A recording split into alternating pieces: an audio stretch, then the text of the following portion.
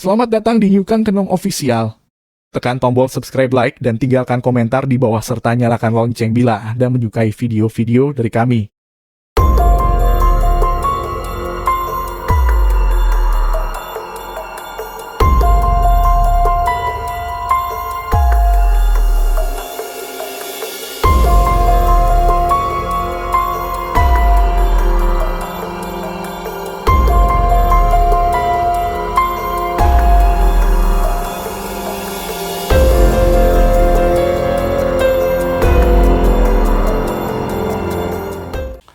Assalamualaikum warahmatullahi wabarakatuh. Salam Rahayu.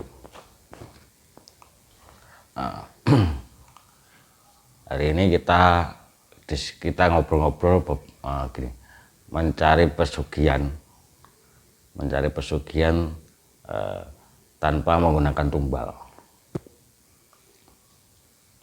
Jadi yang dibutuhkan adalah pertama ya, yang namanya kita mencari kekayaan itu tetap modal entah itu uang, terus yang kedua adalah keberanian. Nah, salah satu yang akan kita bicarakan adalah tanpa ada tumbal, kita bisa mendapat pesugihan dengan cara berjualan. Nah, berjualan apakah kira-kira? Berjualan sate. Jadi satenya ini nggak sembarang sate, nggak sate ayam atau sate kambing atau sate sapi, enggak. Sate yang paling disukai oleh hantu atau oleh setan ya, yaitu sate burung gagak. Jadi itu karena kita berdagang mencari uang di situ. Nah, disitulah kita harus punya keberanian. Dalam arti yang pembeli kita itu bukan manusia sama-sama dengan kita, tetapi bangsa halus, bangsa jin itu, bangsa setan itu yang membeli. Apakah uangnya itu nanti sama? Terus penentuan harga gimana? Nah, di sini ya yang akan kita buka bersama-sama ya. Jadi gini, pesugihan sate gagak itu seperti ini. Seseorang yang akan melakukan pesugihan sate gagak, yang pertama adalah dia akan menemui spiritual dulu, supranatural dulu lah. Nah, di situ dia akan ditunjukkan syarat-syaratnya. Syarat utama adalah dia harus puasa selama 7 hari. Terus untuk proses pembuatan satenya dan bumbunya itu akan dilakukan oleh spiritual itu sendiri. Karena kenapa?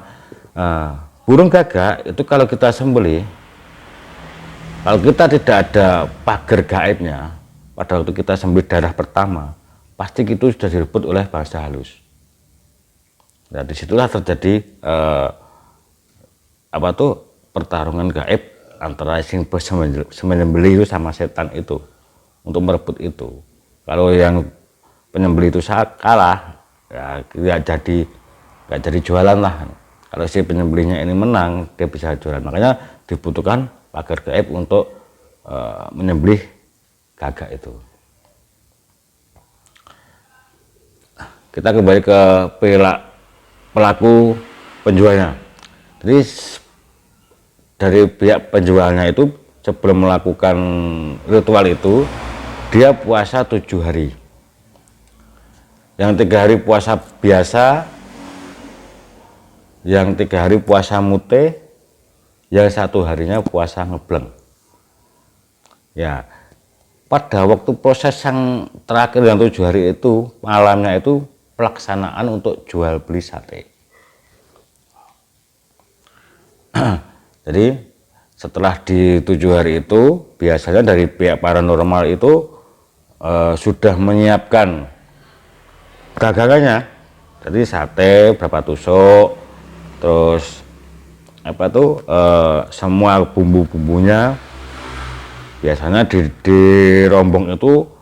Setelah ada sate, bumbu-bumbunya juga ada Joshua, terus biasanya juga ada apa tuh namanya, minyak apel jin atau apa itu namanya, saya lupa tuh. Nah itu tujuannya untuk mengundang bangsa itu supaya datang membeli sate kita. Nah tempat berjualannya itu tidak sembarangan tempat, tidak di depan rumah kita jual, enggak. Jadi biasanya dari pihak paranormal itu menyarankan jauh dari kampung. Pertama, jauh dari kampung, keadaan sepi.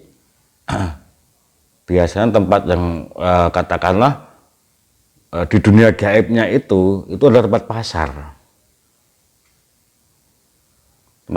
Jadi berjualnya di situ.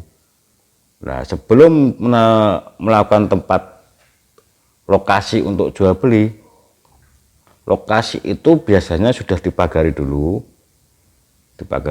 Tujuannya untuk keselamatan dari pihak penjual ini. Hanya dipagari untuk penjual ini, bukan untuk kalau setan biar tidak bisa masuk, enggak, tapi bangsa tetap masuk, disamarkan wajahnya biar sama dengan mereka. Nah, gitu. Di proses itu tadi, pada waktu proses jual beli, kemungkinan kalau dari pihak penjual kan nggak mungkin dia bisa bahasa setan, biasanya digunakan bahasa isyarat. Jadi satu tusuk sate kamu hargai berapa? Andai kata kamu harga 50.000, tunjukkan uang 50.000. Jangan membawa uang lebih, hanya satu lembar saja.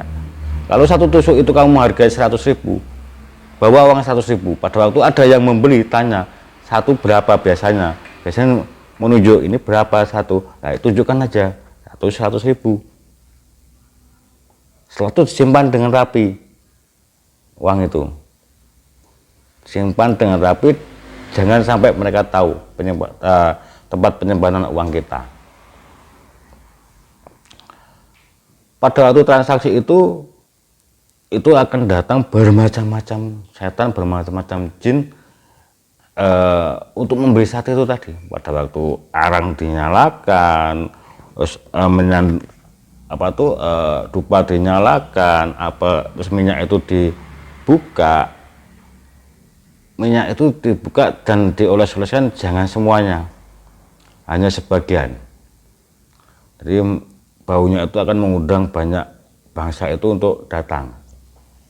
Setiap transaksi itu juga gitu. Setiap setan yang datang itu biasa nunjuk ini satu berapa, kamu tunjukkan 100.000 ya, dia beli 100.000. Kalau 10 ya 1 juta, dan uangnya itu uang asli semua, tidak palsu. Anehnya di situ, setan punya uang asli kan gitu. Jadi proses itu sudah selesai dan uangnya nggak akan hilang karena sudah sebelum proses itu sudah dipagari semua. Jadi mulai tempat usaha sudah dipagari supaya uangnya tidak hilang. Setelah itu proses, sudah berjualan selesai, baru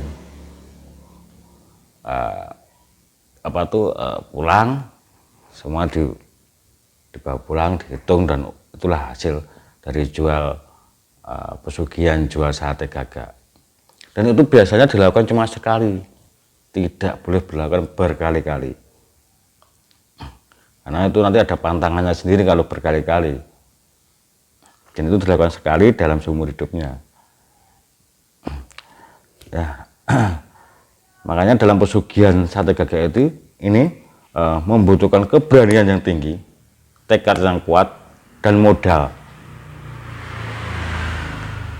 untuk beli sate, membeli burung gagaknya, membeli ubur rampennya, itu semua itu modal.